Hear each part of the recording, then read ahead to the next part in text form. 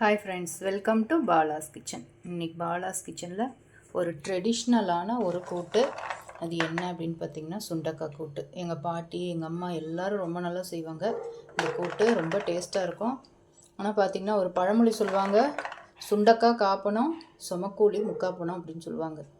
என்ன அப்படின்னா, இது விலை கம்மி 10 ரூபா தான். ஆனால் வந்து இதுக்கு போடுற ஐட்டம்ஸ் வந்து நமக்கு நிறைய நம்ம சேர்க்க போகிறோம். அதனால் இன்றைக்கி ஆனால் உடம்புக்கு ரொம்ப நல்லது இந்த சுண்டக்காய் கூட்டு. அதுக்கு நான் சுண்டக்காய் எடுத்து வச்சுருக்கேன்.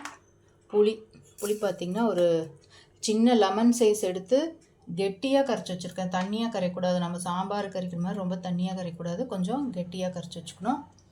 கொஞ்சம் கருப்பு சுண்டல் எடுத்து வச்சுருக்கேன், வேக வச்சு எடுத்து வச்சுருக்கேன். அது இந்த கூட்டோடு சேர்க்கறதுக்காக எடுத்து வச்சுருக்கேன்.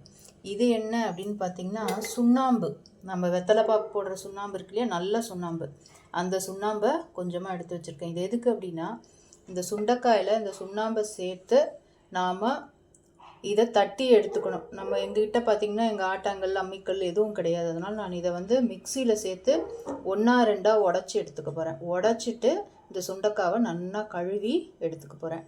இந்த விதை போக நல்லா கழுவி எடுத்துக்க போகிறேன். இது இப்படி தான் செய்வாங்க, அதனால் நானும் அப்படியே செய்கிறேன். இந்த சுண்ணாம்பு சேர்த்து கழுவுவாங்க. ஏன்னா அதனுடைய அந்த கசப்பு, ஒரு கார்ப்பு அப்படிங்கிற ஒரு சுவை இருக்கும் அதில், அந்த ஒரு மாதிரி கணர்ற மாதிரி இருக்கும். அதனால் அதுக்காக இந்த சுண்ணாம்பு சேர்த்து அதை கழுவுவாங்க. அதுக்கு நான் கொஞ்சமாக சுண்ணாம்பு எடுத்து வச்சுருக்கேன். இப்போ இதுக்கு வறுக்க வேண்டிய சாமான்கள் பார்த்துடலாம்.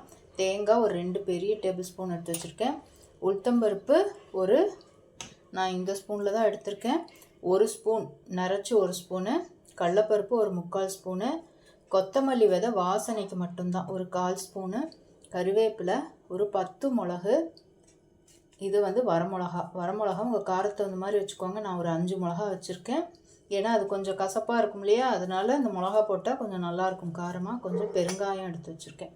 இதெல்லாம் நம்ம தேங்காய் எண்ணெயில் நல்லா வறுத்துட்டு பேஸ்ட் பண்ணிக்கணும். இது பார்த்திங்க அப்படின்னா தாளிக்கிறதுக்கு, அதுக்கு 1 டேபிள் ஸ்பூன் தேங்காய். நான் வந்து 1 ஸ்பூன் வந்து இந்த வேக வச்ச சுண்டல் எடுத்து வச்சுருக்கேன்.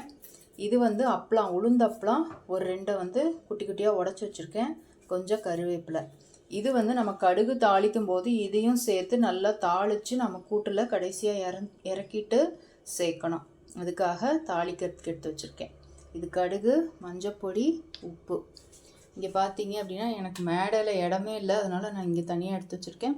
துவரம்பருப்பு ஒரு சின்ன டம்ளரில் 1 டம்ளர் எடுத்து வேக வச்சு வச்சுருக்கேன். இதுதான் இதுக்கு தேவையான ஐட்டம். பாருங்கள், நான் சொன்னது கரெக்டாக. சுண்டக்காய் 1/4 பணம், சுமக்கூலி 3/4 பணம். இது வந்து நாம் எல்லாம் ரெடி பண்ணிவிட்டு நாம் தாளிக்கும் போது பார்க்கலாம். ஏன்னா பெரிய ப்ராசஸ்ஸு, வீடியோ வந்து ரொம்ப லாங்காக போயிடும். அதனால் நான் இதெல்லாம் ரெடி பண்ணிவிட்டு தாளிக்கும் போது காட்டுறேன். இதை வந்து சுண்ணாம்பு சேர்த்து 1-2 உடச்சிட்டு பார்க்கலாம்.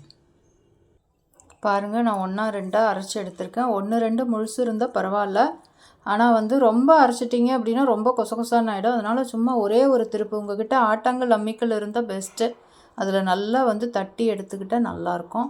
நான் கொஞ்சம் இந்த சுண்ணாம்பு சேர்த்துருக்கேன். சுண்ணாம்பு சேர்த்தா இன்னொரு ப்ளஸ் பாயிண்ட்னா ரொம்ப கருப்பாகாமல் கொஞ்சம் நல்லாயிருக்கும். அதனால் நான் கொஞ்சம் சுண்ணாம்பை சேர்த்தே இந்த மாதிரி அரைச்சிட்டு இதை நல்லா வாஷ் பண்ணி எடுத்துக்கலாம். இங்கே பாருங்கள், இதில் பாருங்கள் எத்தனை விதை இருந்திருக்குன்னு. இதையும் சேர்த்து நல்லா வாஷ் பண்ணிவிட்டு நாம் தாளிக்கும்போது பார்க்கலாம். நான் இந்த சுண்டைக்காயை பாருங்கள் 1-2 உடச்சி எடுத்து நல்லா கழுவி வச்சுருக்கேன். இங்கே நாம் வறுக்க வேண்டிய சாமான்கள் எடுத்து வச்சுருந்தோம் இல்லையா, உளுத்தம்பருப்பு, கடலைப்பருப்பு, அதெல்லாம் நான் நல்லா வறுத்து எடுத்து வச்சுருக்கேன். இதை பேஸ்ட் பண்ணிவிட்டு நாம் பார்க்கலாம். அது வந்து நான் இதுக்குள்ளே இங்கே வாண்லி வச்சுட்டேன். இந்த வறுத்த வாண்லியே இருந்தது, அதனால் அதில் இந்த சுண்டைக்காயை நான் சேர்த்துக்கிறேன். நான் 2 ஸ்பூனு தேங்காய் எண்ணெய் சேர்த்துருக்கேன். ஏன்னா தேங்காய் எண்ணெயில் செஞ்சால் தான் நல்லாயிருக்கும். ஏன்னா கூட்டு இல்லையா, அதனால் தேங்காய் எண்ணெயில் செஞ்சால் நல்லா வாசனையாக இருக்கும். அதனால் நான் தேங்காய் எண்ணெய் சேர்த்துருக்கேன். இதை நல்லா வதக்கிட்டு இதை நல்லா வேக வைக்கலாம். இது வெந்தவுடனே நாம் புளியை சேர்க்கலாம். நல்லா வேகட்டும். சுண்டைக்காய் வெந்தாட்டு பார்க்கலாம். அதுக்குள்ளே அதை பேஸ்ட் பண்ணிவிட்டு வந்துடலாம். சுண்டைக்காய் பாருங்கள் நல்லா வதங்கிடுச்சு. இப்போ நாம் இதில் அந்த புளித்தண்ணியை சேர்த்துக்கலாம். புளித்தண்ணியை நான் சேர்த்துட்டேன். புளித்தண்ணி வந்து கெட்டியாக தான் இருக்கணும், ரொம்ப தண்ணியாக இருக்கக்கூடாது. இந்த கூட்டுக்கு கொஞ்சம் கெட்டியாக சேர்த்தா தான் அந்த கூட்டு டேஸ்ட்டாக இருக்கும். அதனால் நான் புளி தண்ணி கொஞ்சம் கெட்டியாக சேர்த்துருக்கேன். இது நல்லா கொதித்து பச்சை வாசனை போகட்டும். நம்ம அடுத்தது அரைச்சதை சேர்க்கலாம். நம்ம ஊற்றின புளி நல்லா கொதித்து பச்சை வாசனை போக கெட்டியாச்சு. உப்பு மஞ்சள் பொடி சேர்த்துட்டேன். இந்த ஸ்டேஜில் நான் எடுத்து வச்சுருக்கிற வேக வச்சு வச்சுருக்கிற இந்த கருப்பு சுண்டலை சேர்த்துக்கிறேன். நான் அரைச்ச விழுதை சேர்த்துட்டேன். இது லைட்டாக ஒரு கொதி வந்தோடனே நாம் வச்சுருக்கிற அந்த பருப்பை சேர்த்துக்கலாம். வேறு தண்ணி எதுவுமே சேர்க்கல. இந்த பருப்பு தண்ணியை விட்டு தான் நான் இந்த கூட்டையே அரைச்சேன். நம்ம நிறையா தண்ணி சேர்த்துட்டோம் அப்படின்னா கூட்டு ரொம்ப தண்ணியாக போயிடும். அதனால் தண்ணி நம்ம எவ்வளோ கம்மியாக சேர்க்குறோமோ அவ்வளோ கம்மியாக சேர்த்தா கூட்டு டேஸ்ட்டாக இருக்கும். இது ஒரு கொதி வரட்டும், நம்ம பருப்பை சேர்க்கலாம். நான் ஒரு தாளிக்கிற கரண்டியில் தேங்காய் எண்ணெய் சேர்த்துருக்கேன். அதில் நாம் எண்ணெய் காஞ்சோடனே கடுகு சேர்த்துக்கலாம். கடுகு பொரிஞ்சோடனே நம்ம எடுத்து வச்சுக்கிற இந்த தேங்காயும் சுண்டல் கருவேப்பிலையும் சேர்த்துக்கலாம். நான் இங்கே எல்லாத்தையும் சேர்த்துட்டேன். இந்த தேங்காய் கொஞ்சம் நல்லா ப்ரௌன் ஆகணும். இந்த சுண்டல் பார்த்திங்க ஏன் இதில் சேர்க்குறோம் அப்படின்னா கொஞ்சம் க்ரன்ச்சியாக இருக்கும். சாப்பிட்றதுக்கு கடிச்சு ஆடும்போது கொஞ்சம் மொறுமொறுன்னு இருக்கும். அதனால நான் கொஞ்சம் எண்ணெயில் சேர்த்துருக்கேன். இங்கே நான் உளுந்தப்பளத்தை வறுத்து வச்சுட்டேன். ஏன்னா இது சின்ன தாளிக்கிற கரண்டி, அதனால் நான் அந்த சாமான்கள்லாம் வறுத்தோம் இல்லையா, கடலைப்பருப்பு உளுத்தம் பருப்பு அப்போவே நான் வறுத்து வச்சுட்டேன். இதை நாம் கூட்டில் சேர்த்தா நம்மளோட சுண்டைக்காய் கூட்டு தயார். இதை நம்ம கூட்டில் சேர்த்துடலாம். நான் தாளிச்சதை கூட்டில் சேர்த்துட்டேன். உளுந்தப்பளம் தான் சேர்க்கணும். அரிசி அப்பளம் வடம் வேறெல்லாம் எதுவும் சேர்க்கக்கூடாது. உளுந்தப்பளம் தான் வாசனையாக இருக்கும். அதனால் உளுந்தப்பளம் மட்டும் சேர்த்துக்கோங்க.